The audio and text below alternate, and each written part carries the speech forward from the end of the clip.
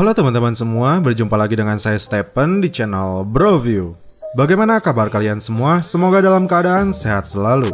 Pada kesempatan kali ini, saya akan mencoba lagi untuk membahas sebuah alur cerita film, yang dimana film kali ini berjudul Greedy Ron Gang. Film Greedy Ron Gang ini merupakan sebuah film yang disutradarai oleh Phil Joannou.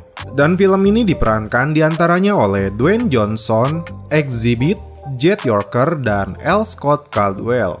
Film ini menceritakan tentang Sean Porter, seorang konselor sekaligus mantan pemain football. Ia mengurus sebuah kamp remaja yang berisi anak-anak berandalan yang telah melakukan kriminalitas. Ia mengumpulkan anak-anak itu untuk direhabilitasi, namun mereka yang telah keluar ternyata tetap kembali ke jalan. Kemudian Sean memutuskan untuk membentuk sebuah tim football agar mereka punya kemampuan bermain football sekaligus memiliki solidaritas serta tanggung jawab. Mampukah Sean mengubah kehidupan anak-anak berandal ini?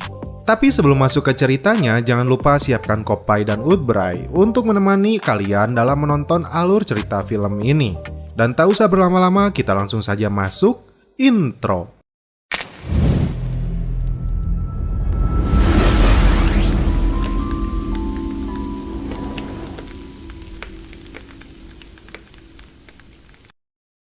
Film dimulai dengan narasi dari Sean Porter, seorang petugas pengawas di pusat penahanan khusus remaja bernama Kilpatrick di Los Angeles. Para remaja yang berada di tempat ini rata-rata berusia 16 sampai dengan 17 tahun. Mereka dikirim ke sini karena seringkali berbuat onar.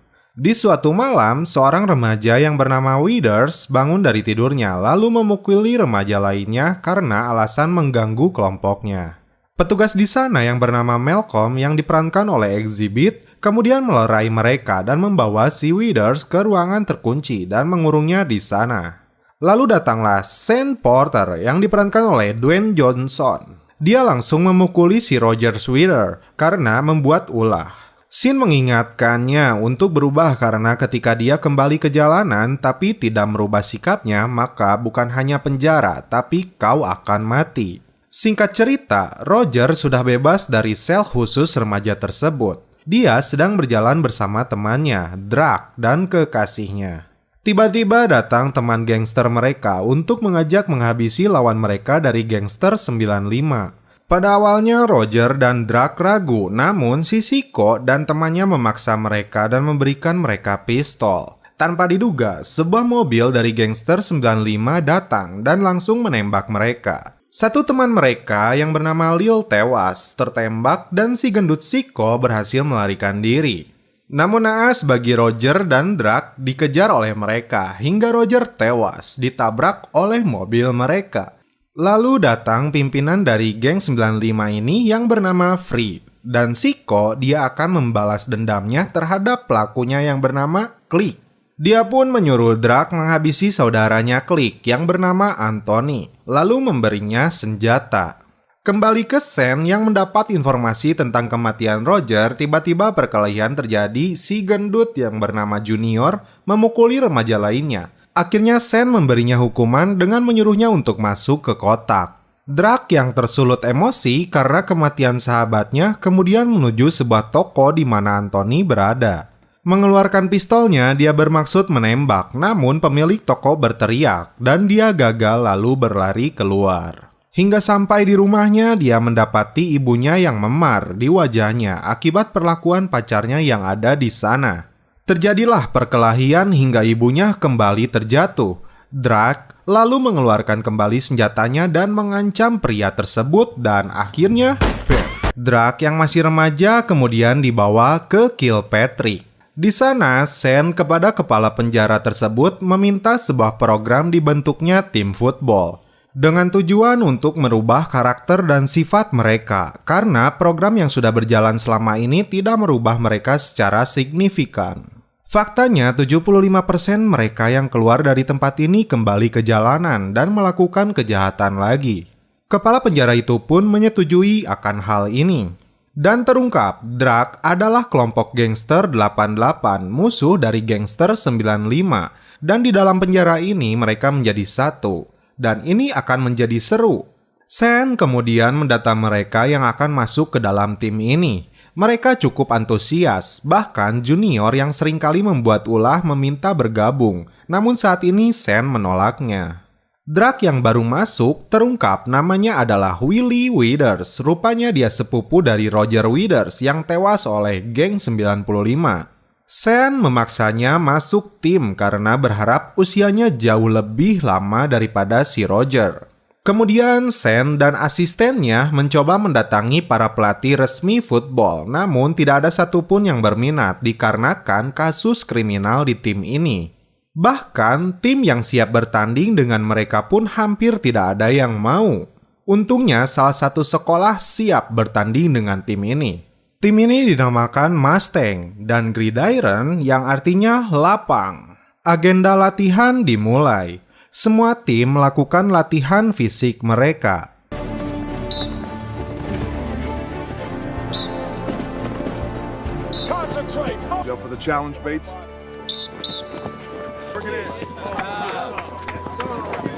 Junior yang tidak dimasukkan ke tim hanya bisa menonton saja di luar lapangan dengan wajah kecewa. Dan kita lihat latihan dari tim Mustang ini.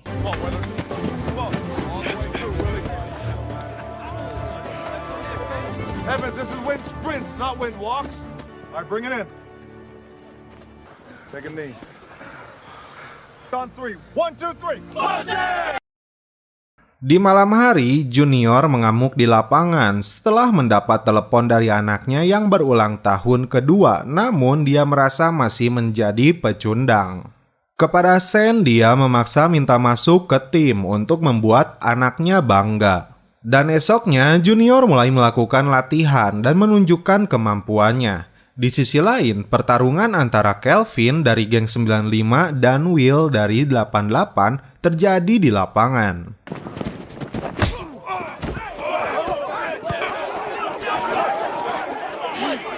Sen berupaya menyatukan mereka yang telah berkonflik sangat lama.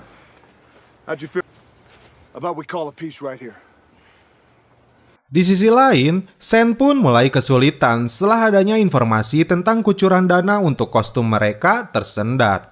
Bahkan kasus Willie yang seorang pembunuh sebenarnya tidak boleh dimasukkan ke tim, namun Sen bersikeras kepada pimpinannya.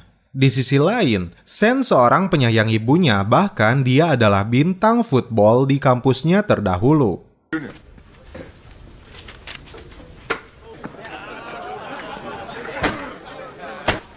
A nose guard.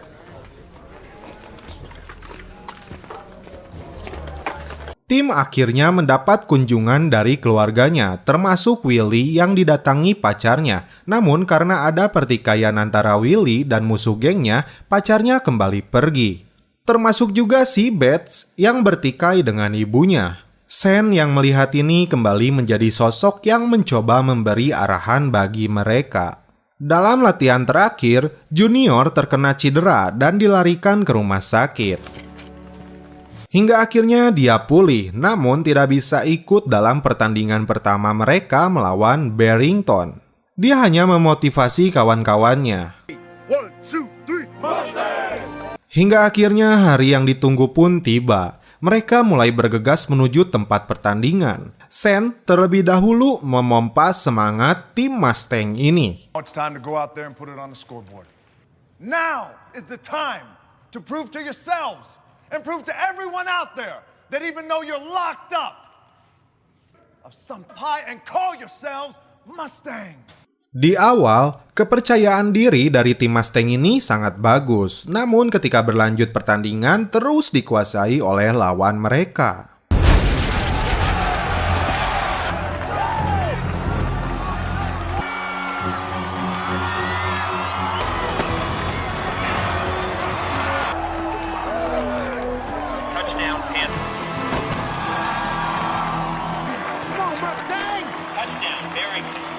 Hingga akhirnya di babak pertama, Mustang kehilangan angka 0 lawan 21. Gila, jauh banget. Sen mencoba sangat tegas kepada mereka, namun di babak kedua Mustang kembali kalah dengan skor akhir 0-38 mereka dapatkan. Semakin jauh, anjing. Barrington ball on the Mustang 32. Another touchdown.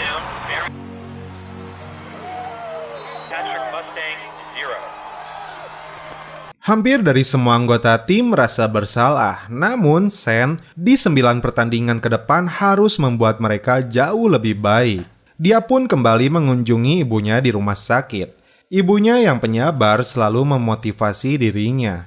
Setelah itu dia pun kembali ke penjara. Di sini Sen mendapat informasi dari atasannya untuk memberhentikan program ini. Dengan terpaksa, akhirnya Sen pun harus ikhlas menerimanya. Tak diduga di balik pemberhentian programnya, tim melakukan latihan sendiri yang membuat para pengawas di sana terkejut. Mereka yang diwakili junior mengungkapkan tidak mau menjadi pengecut. Akhirnya program dilanjutkan dan mereka kembali menjalani latihan. Sen secara khusus melatih Willy. Dia harus berhasil menumbangkannya. Setelah berhasil, pertandingan kedua pun diadakan. Dan ternyata mereka masih belum berhasil menumbangkan lawannya. Masuk ke pertandingan ketiga.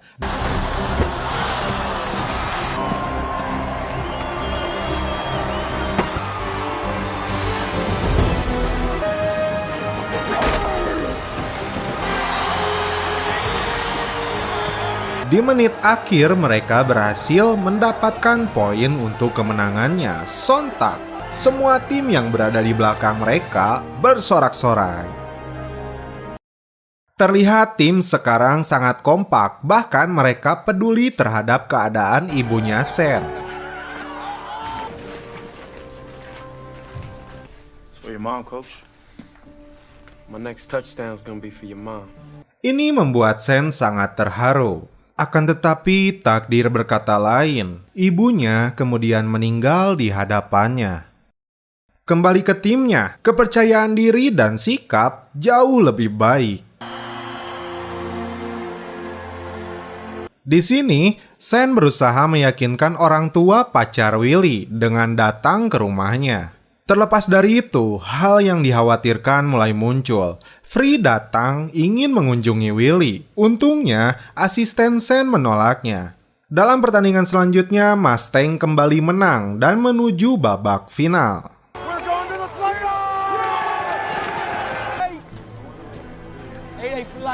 Rupanya, Free yang dendam kepada gangster 95 melihat Kelvin jadi sasarannya. Hingga Kelvin pun ditembak dan Free pun tewas ditembak oleh polisi. Untungnya, Kelvin selamat. Namun karena Willy tersulut emosi, dia memukuli teman lainnya yang menghinanya. Sen berusaha mengembalikan kepercayaan Willy dengan kasus dirinya dengan ayahnya yang dianggap selalu memojokkan dirinya. You get to the point where you expect to screw up. You expect to fail. Forgive him. Forgive him. Well, how long did it take you to forgive your dad? Till just now. Whole football team's done though, huh? Maybe not. Selanjutnya, Sen berusaha memberikan kepercayaan panitia pertandingan tentang kasus penembakan yang terjadi sebelumnya. What if we could guarantee it won't happen again? Di babak final, mereka kembali dipertemukan dengan tim Barrington yang di awal berhasil mengalahkan mereka dengan skor yang telak.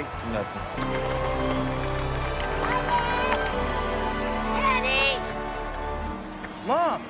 Willie! Willie!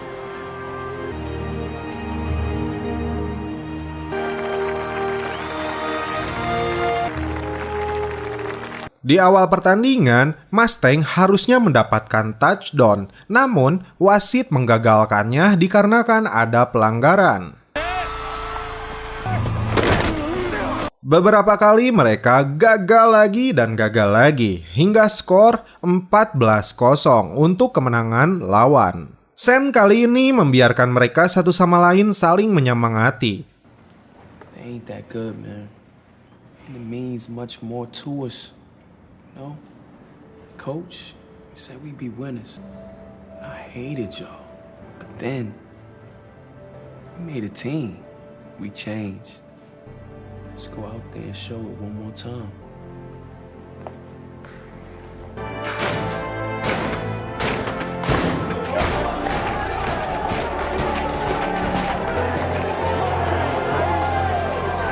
Dan di babak kedua, tim menemukan kepercayaan dirinya hingga berhasil mengejar poin mereka dengan skor 10-14.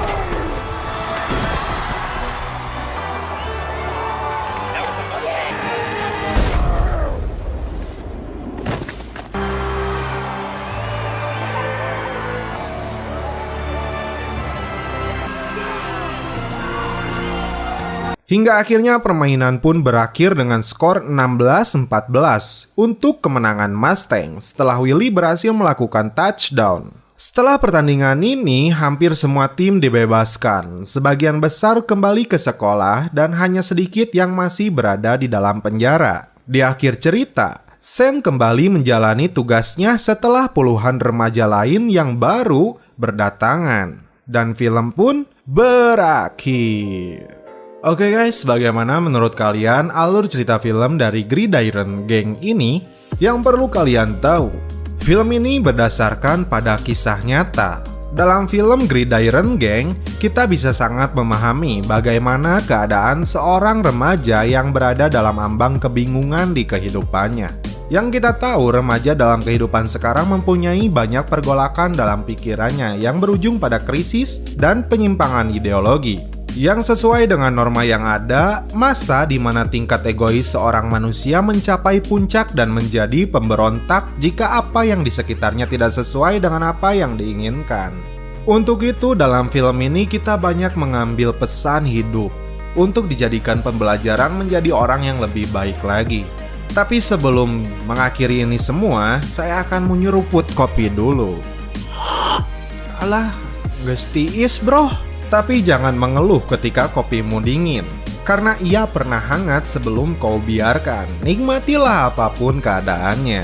Jadi sama kayak perempuan bro, misalkan nih cewek kamu lagi marahan sama dirimu, jangan didiemin, langsung aja dinikmatin. Oke, cukup sekian alur cerita dari film Gridiron Gang ini. Seperti biasa, salam penutup dari kami. Mohon maaf bila ada kata-kata yang kurang berkenan di hati kalian, mohon dimaafkan ya. Salam perfilman duniawi, keep enjoy.